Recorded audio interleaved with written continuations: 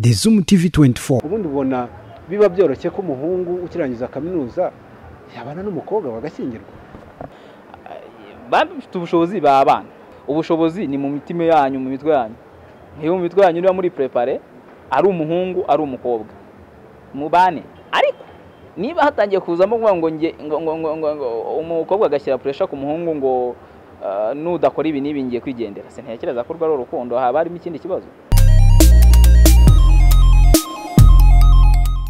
Yes, twizere ko abantu badukurikiye mu bice bitandukanye ntabwo tujya dutinda tubabwira ko buri munsi tugenda tuzana abatumirwa benshi batandukanye bafite ibintu byinshi bagezeho turamara iminota mike tuganira.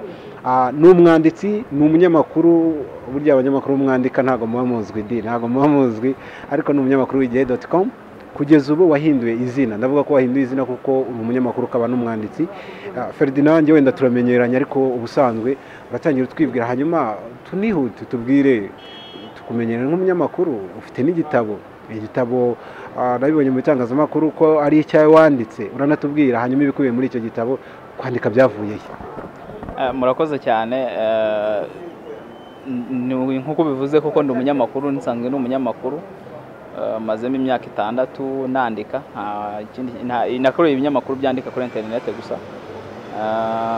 Hanyuma rero muri no minsi nasohoye igitabo, ariko igitabo nasohoye ndari maze iminsi myinshi nyandika. Ntabwo sinaba ngo ni iminsi myinshi nyandika ko nacyanditse mu gihe gitoya ndagiparika, ariko cyakimaze iminsi myinshi kiriho. Niba nacyanditse muri 2013 kubera ko ni ibintu by'ubuvanganzo, ni inkuru ndende cyangwa bimwe twita novo mu cyongereza, abandi babyita Roma mu gifaransa. Ni ibintu nakunze kuva nkiri umwana, bikunda muri secondaire. Ndangije rero muri cyagiye wa mwaka wo gufubusa muri secondaire, hagati ya secondaire na kaminuza nibwo najyaga mbona ndi gufubusa nkavuga wakoresha bwa bumenyi nagiye mvana muri secondaire n'impano mfite handika. Nibwo natangiye kucyandika, ndacyandika muri 2013 cyararangiye, ariko natangiye kucyandika ariko mu mpapuro bisanzwe. Rero muri za 2014 nkishyira ku ntangiye kaminuza, ngenda ngishyira mu mashini. Ariko hagiye ntazamo n'ibibazo bya mikoro nyine se guhita ngisohora. Uyu munsi nibwo nabonye ndi stable yo kugisohora. Igitabo uyu munsi kiri kuboneka muri library Caritas, ariko ndashaka no kugeza mu yandi ma library hirya no hino mu gihugu mu minsi ya vuba. Kimwe nuko nubundi n'uwabasha kubona uko angeraho yakibona. Igiciro cy'iki gitabo ni 5,000. Nkurikije imvune nayo, ariko sino kuvuga ngo ni imvune. Ntabwo wenda isoko ry'ibitabo cyane mu Rwanda riratera imbere ku buryo uvuga ngo ni ibintu umuntu abagamijemo inyungu cyane, ko usanga rimwe na rimwe biguhenda, ariko none ukavuga uti okay, ni passion yanjye, hazamo inyungu nzayifata, nitanazamo ariko nibura nanjye mbe icyo kintu yagisiranze. Kandi ndabizi hari abandi bantu benshi n'abari kutureba ubu ngubu benshi bafite iyo mpano yo kwandika. Nibandike nta mpamvu yo gucika intege ngo ibitabo birahenze kubisohora, ngo hari igihe kizagira ugira ubwo bushobozi bwo kubisohora. Mwandike. Bakayambira wabonye ukimara kugisohora, wenda sinzi niba ari umuntu wigeze agisoma bakubwiye ngo iki? Harimo abantu bagisomye, ba mbere bahise rwose bampaye nta comments ziri negative sindatangira kuzibona. Nta muntu ko nkurikiraho mbyandika kuri social media bose barimo kuvuga ati ni byiza. Mu binyamakuru ama comment azaho ku nkuru babanditse zose mbona ziri positive, ariko bitavuze ko mbonye n'iziri negative nazanga, ko nizo nziza ni nazo zinyereka wakoze iki kugira ngo ubutaha ningira n'ibyo nkosora cyane nongera, kuko ntabwo mpagarikiye hanga kwandika. Nzasohora n'izindi mu minsi iri imbere, ntabwo birangiriye hanga. Ariko comment aho bigeze rwose ni nziza. Gusa n'izindi negative rwose ndazemera nta kibazo. Hanyuma se kwandika icyo gitabo bundi kirimo politike, kirimo urukundo, gusara amapaje bamwe nagiye mbona abantu batangiye guscreenshotinga, sinzi niba cyane nageze ku isoko uraza kutubwira inkuru irimo abantu benshi bambwiye ko ari y'urukundo, niyo mpamvu naje hano. Iby'urukundo rwagusaritse bikarya mu bitabo byaje bite? Ntabwo buriya rimwe na rimwe bavuga ko ngo ntuza ibintu by'ubuvanganzo, ntabwo ari kuvuga ngo uvuga ibyakubayeho. Ni ukuvuga ibiri muri societe, ibyo uhura nabyo, ibyo ubona abandi bakora. Ntabwo ngo nanditse ku rukundo cya mbere kuko nisije, urumva nabyanditse nkiri umuteenager cyangwa se ariko nubwo icyo gihe aribwo nabyanditse nyuma nagiye nyivugurura bitewe kuko urumva imyaka ingahe maze mu itangazamakuru hari ibindi nagiye mbonamo hagati mu buzima n'iki none nyitwara mu buryo bw'urukundo ariko atari ngo ni urukundo rwonyine rwihariyemo rero nanone kandi urukundo ni ikintu navuga ngo ni bakeya wambwira ngo ntibarugira sinzi niba banabaho ni abantu navuga ko ari bake batarugira nicyo rero nagendeyeho cyane ndabane okay mbijyanye muri no angle niba ari na kuko buriya ibintu byitwa ubuvanganzo no ushaka gukosora rero rimwe na rimwe ushyira mu bintu biratuma abantu benshi babireba cyangwa babisoma ariko nanone babisoma bakavanamo n'ubutumwa nicyo nashatse niyo mpamvu niyibanze ku rukundo byongeye ko nanone ndarugira ariko so kuba ndufite hari n'abandi barufite wenda rurenze n'urwanjye batararwandika ikindi ni no gutinyura hari ibintu bakunze kuvuga ngo abanyarwanda ngo ntibagira umuco wo gusoma rero ntabwo nakwemeza ko ari ukuvuga ngo ni umuco wo gusoma ahubwo si ibyo basoma byo birahari urajya mu marayiburari hirya no hino urasangamo ibitabo byanditse mu ndimi z'amahanga kuba byanditse mu ndimi z'amahanga n'imico irimo n'iy'amanyamahanga kuko buryo umwanditsi yandika umuco yabayemo njye rero nashatse gusa naho wenda ngerageza kugira itafari ryanjye nshyiraho kugira ngo duce uwo muco wo kuvuga ngo mu Rwanda ngo ntibandika mu Rwanda ntibasoma tuzana ibyo basoma noneho tubashinje ko badasoma tubihari. Hanyuma igitabo cyawe wakise ngo iki tujyemo imbere mu biteye amatsiko ku buryo umuntu yavuga ati iki gitabo ntabwo ndara ntakibonye.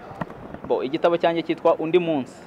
Hari n'abantu babonye iyo titre bakajya bagira ngo wenda ni kivuga ku maganya ni kivuga iki oya cyiswe Undi Munsi kirimo ni inkuru y'urukundo y'umusore witwa Gisa n'umukobwa witwa Niba bakundanye bakiga muri kaminuza bayirangije umusore arakena ndako sinugukina nyine urumva umuntu urangije kwiga atarabona akazi haba harimo ikibazo cya mikoro nibyo byamubayeho noneho umukobwa we hatangira kugira abantu benshi bamuhiga harimo n'abayobozi bakomeye bamushaka bagira bate kugeza ubwo umukobwa mukomeje kubatsembera ko afite umuhungu bakundana inkuru igaragaza ko hari abantu tubyita ko bamugiriye ishyamba kuko babona umukobwa ari gukunda umuhungu udafite amafaranga birangira umuhungu akoze impanuka bamuciye hejuru bamugongeye mu muhanda ku bushake ntabwo bageze nabwo bamuha amafaranga ngo abaho umukobwa aranga yanze rero bamukoresha impanuka baramugonga ajya mu bitaro ageze mu bitaro n'ibibazo byatangiriye ahurirayo nawe n'undi mukobwa none w'umuganga nawe wagumiwe umukobwa nawe akunda uwo muhungu bitabaho umuhungu ariko akamwereka ko hari undi muntu bakundana birangira rero nanone ntuza uwo mukobwa agambaniye nuvuga ngo nayiruzi niwe nakubwiye ko ari umukunzi wa Gisa noneho uwo muganga wundi rero agambanira umukobwa bakamwica umuhungu agahungira mu gipadiri azi ko yumva ibintu by'isi byose abyanza avuga ati okay none ngiye kuba umupadiri nibyo bigira ku munsi akaboneyeho ubupadiri burashya ngo abone upadiri wa mukobwa w'umuganga aza kuvumburaho yari yaragiye akamusangayo akamunywesha ibiyobyabwenge bagasambana n'ibiki nk'ibyo bakamwirukana birangira rero story yose irangiye n'ubundi habaye ibintu byo kwihorera ni ibintu biri muri societe ku rundi ruhande ariko no binigisha rimwe na rimwe ubuhemu ibintu by'ubuhemu ibintu byo kugira nabi ko atari ibyo kore iherezo ko byagenda kubikosura byishyura hanyuma tujye muri icyo gitabo cyawe tubihuze n'ubuzima bisanzwe ni inkuru wenda wanditse inkuru mpamo wenda y'ibyo wabonye ni inkuru wahimbye wenda ukurikije nkujya nkunda kubona amafilime akavuga ngo this is based on true story ni ibintu byabaye cyangwa muri ino minsi urebye izo kazi zikunda kubaho ku buryo usanga rimwe na rimwe bizarangira bibaye ko umuntu bimugarutse ntabwo kuko burya hari ibintu abantu badashobora gusobanura bino byita ntuza y'umuntu nuvuga ngo destin y'umuntu cyangwa destiny nuvuga ngo igeno ry'umuntu ntabwo wavuga ngo sinakwicara hano ngo mpamye ngo 100% ngo niba wakoze icyaha ngo ejo ngo 100% uzakibazwa ushobora no gufuta kibajijwe cyane n'ikiba ari cyo kikugira ariko inkuru yanjye ntago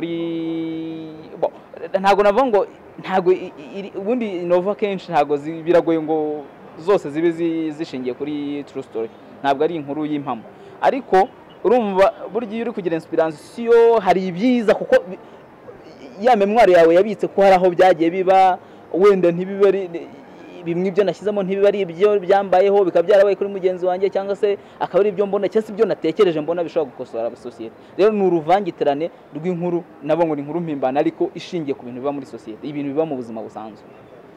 Yaba kuri ndumva ni ibigendanye n'urukundo, aho duhita tuvugamo za couple aho ubutumwa cyangwa se n'iki muri societe muri rusange bakuramo nk'ubutumwa akavuga ngo nigeze kujyana kuri gereza ariko wenda iyo ugiye gusohokamo abari ijambo ryanditse ngo utahanye iki, nicyo umuntu yakura muri iyo nkuru akavuga ati nk'ubutumwa bashaka gutanga ubuhe butumwa ubundi. Muri iyi nkuru ubutumwa bwa mbere burimo ngo ni ukwirinda ubuhemu. Hari ibintu tujya tugira abantu ugasanga mu buzima busanzwe ugasanga umuntu harabamo kwifuza, noneho kwa kwifuza kugatuma ugeraho rimwe na rimwe ukora n'ibyo utagakwiriye gukora kugira ngo ugere kuri bya bindi wifuje. Ugasanga umuntu bibaho, ugasanga umuntu ngo wenda yageze ubonye umuntu mu nzira na Bible, niba ari Bible abantu bazi by'Imana barajya, ugasanga uyifuje ubonye umukobwa hariya uramwifuje, ugasanga ubonye ibintu byiza hariya urabyifuje. Yes, ni byiza, ntago wabuza amaso y'umuntu kureba, ugomba kureba ibyiza, ugomba ukabona ko ari byiza. Ariko iyo hagezeho gukoresha ingufu nyinshi cyangwa se ibitari ngombwa kugira ngo ubone bya bintu, ni amakosa akomeye, ni amakosa akomeye kuko n'ubundi iyo udahombye wowe hari undi uhombya. Uko byagenda kose harimo ubabara kubera ibyo ngibyo, kandi wenda byanashobora ko inzira waciye waca izindi nawe ukabona ibyawe aho kubona iby'abandi. Niyo ntuzirimo cyane ko gerageza iby'abandi byubahe, by'abandi byubahe, ureka abantu bafite ibyishimo bagende babe mu byishimo byabo, nawe ushaka ibyishimo byawe. Inkuru yawe konsepte yayo ifite inkomoko muri kaminuza. Hari abantu bakundana koko nkuko babivuze muri kaminuza bagakundana, cyangwa baranahereye segonderi bagakundana bakagera muri kaminuza bagakomeza gukundana, ariko bajya mu buzima busanzwe wenda bitewe n'imyaka barimo, umukobwa agatangira gushyira umuhungu kuri pressure, gahunda yawe ni iyihe, tubane kandi koko nibwo akirangiza kaminuza ntafite yanzu ya miliyoni 50 y'i Kigali, kandi wenda bazatura muri Kigali wenda nayo gukodesha y'ibihumbi 30 ntayifite. Iyo realite y'umukobwa ushaka ko we n'umuhungu babana kandi bakirangiza kaminuza, umuhungu niwe ukwiye gufata responsibility nyinshi. Ubundi ubona biba byoroshye ko umuhungu ukirangiza kaminuza yabana n'umukobwa bagashyingirwa bafite ubushobozi kuko muri kaminuza kenshi abantu barangizamo bafite imyaka 20 guhera kuri 22 kuzamura, kenshi nibwo abantu benshi baba barangije iki cyiciro cya kabiri cya kaminuza. Bafite ubushobozi babana. Ku rundi ruhande ntabwo navuga ko nkeka ko kubana abantu babiri kubana ntabwo bisaba gusa kuko nta bushobozi bujya bubaho ngo burangire n'ububatse amataje 10 ushobora kugenda akaguha ati reka ndumva ndi umukene kubera ko hari abandi abona bamurenze. Ubushobozi ni mu mitima yanyu, mu mitwe yanyu. Nk'iyo mu mitwe yanyu niba muri prepare ari umuhungu ari umukobwa mubane. Ariko niba hatangiye kuzamo ngo umukobwa agashyira pressure ku muhungu ngo nudakora ibi nibi ngiye kwigendera, se ntekereza ko rwari urukundo haba harimo ikindi kibazo. Ntabwo niba uzi realite y'umusore ukunda cyangwa uzi realite y'umuhungu ukunda y'umukobwa ukunda, nta mpamvu yo kuvuga ngo mwakabaye mu biganiro mukishara mukavuga muti dufatiye decision.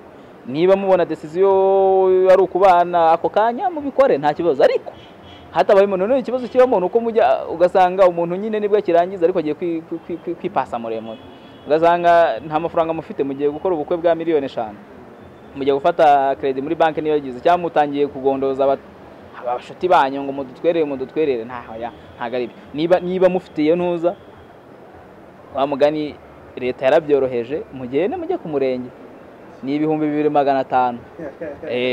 Ubundi 2500 mujye ku murenge mube mwibaniye. Ibyo bindi kuko binabaherega biriya by'ubukwe no kwishimisha n'ibyo birangira mu buzima. Mushobora no kubana niba mwebwe imbere y'amategeko byemeye mwabanye, mwarangiza kubana mukagenda mukabanza mukorera amafaranga mukayabona, bya bintu byo kwishimisha byo muri za wenda ba Kristo bashobora kuntera amabuye bati nta muntu ujya kubana n'undi batanyuza imbere y'Imana. Ibyo ni imyemerere ya buri muntu, ariko ngiye numva ko aho kugira ngo haze kubaho wenda kubaho umwe aremereye undi n'iki hazemo kutumvikana kandi wenda mukundana koko mubane ariko mukora ibintu byoroheje. Hanyuma wa musozo wacu niwo tugezeho, couple muri rusange kurikije iby'inkuru yawe wanditse cyangwa n'ubuzima bwo muri rusange, niye nama wijya kugira ngo nibura babashe kubana, kuko ntekereza ko ibibazo muri couple bibaho ko gukena up and down y'abantu rwose babaye mu buzima bwiza ariko ejo bigahinduka, ariko kugira ngo nibura bazakomeze babane handi bazajya bararana cyangwa se bari gutemerana akavuga ati kweri twaciye muri byinshi. Ngenda bikubwira nk'umuntu aregaye ndabizi wasanga nawe baraciye muri byinshi ariko ubundi couple kugira ngo irambane ubundi icyambere ni ikize. Niba ukundana n'umuntu ukifuza ibirenze, wenda tuvuge niba ubwo wenda ni kuri side cyane y'abakobwa nubwo n'abahungu byateye, aho abahungu basigaye ari abakuzi ugasanga umuhungu target ni ukujya kurya amafaranga y'abandi bakobwa. Ariko niba uzi ko ubu hari ubushobozi, ubundi buntu iyo mukundana n'umuntu uba ufite uko wiyizi, aba afite uko yizi, mwese muba muzananye muri makeya, uzi ngo mfite afite imitungo ingana iki cyangwa se ntayo afite. Niba ubizi rero gerageza kwemera kubaho nk'uko imitungo ye cyangwa se ubushobozi bwe bumeze. Mwe kwipasa muremure mubayeho mu buzima mubayeho, atari ngo dusohokera mu mahoteli akomeye kandi mufite ubushobozi bwo kujya mu kabari gaciritse kaho icupa rigura 500 300 mujyaho, ahubwo mukore kugira ngo ubutaha bya bindi muzabigereho. Niba mushaka ko kuzasohokera ahantu hahenze, mushaka kuzasohokera ku Gisenyi, mushaka nyine uburyo muzahasohokera. Ikibazo rero gihari nyine binagoye, ntazi ngo umuti nuwuhe, nuko hari abantu benshi cyane cyane bari kurarikira ibintu birenze ubushobozi bwabyo. Si bibi kurarikira ibirenze ubushobozi bwabo, ahubwo ufite ubushobozi bwo cyangwa ufite passion yo gukora kugira ngo ugere ku ibyo bintu. Ahubwo ngo ndashaka kubaho neza ariko sinshaka gukora, ibyo bintu ntabwo bijyana. Niba ushaka kubaho neza kora, niba ushaka kubaho neza banza wemere nyine uzana amabavu mu ntoki, banza wemere wambare, niba ari aho bigusaba kwambara rugabire uzambare, ariko uzagera handi. Ariko kuvuga ngo nzabyuka mu gitondo ntangire gutunga, bijya bibaho ugasanga umuntu atunze ashaka gutunga telefone y'ibihumbi 300 500 magana ngahe, kandi nta hantu afite umushahara rero muzwi, so kuvuga ngo nta hantu akura, nta hantu akura, akumva ko ashaka gutunga ibintu birenze ubushobozi bwe kandi income yari ntoya cyangwa se nta nihari. Ibyo bintu rero nibyo byica ntuza, nibyo byica couple. Niba nyine mubanye, niba mushaka kubana mumwemere mubeho uko muri. Cyane ku bw'umwanya wemeye kuduha, kandi twizere ko n'ikindi gihe rwose nitugukenera cyangwa n'ibindi musora n'ibindi bitabo namwe tuzabageraho tukongera tukaganira. Murakoze. Urabizi ko rwose ntacyo nakwima gifite. Tumushimire cyane rero kandi tumuhe courage de abashaka kukigura muri librairie Caritas. Igitabo kirahari, ni iki gitabo wenda wabereka ukuntu kimeze gutyo, ni kuri kimeze na mapaje agera kuri 76. Katabo rwose keza, ndabyibuka twaradusomaga gasanga rwose inkuru ikuvuyemo nawe ugatangira kujya gupratika. Ariya rero ndi umutapratika kuko ntabwo byari byiza. Ferdinand ngushimire kandi nkwifuriza amahirwe. Murakoze cyane. Nawe utarakanda subscribe kanda ko kamenyetso k'umutuku kanditseho subscribe kugira ngo uzajye ubona n'izindi video zitandukanye utasanga ahandi. Turabakunda.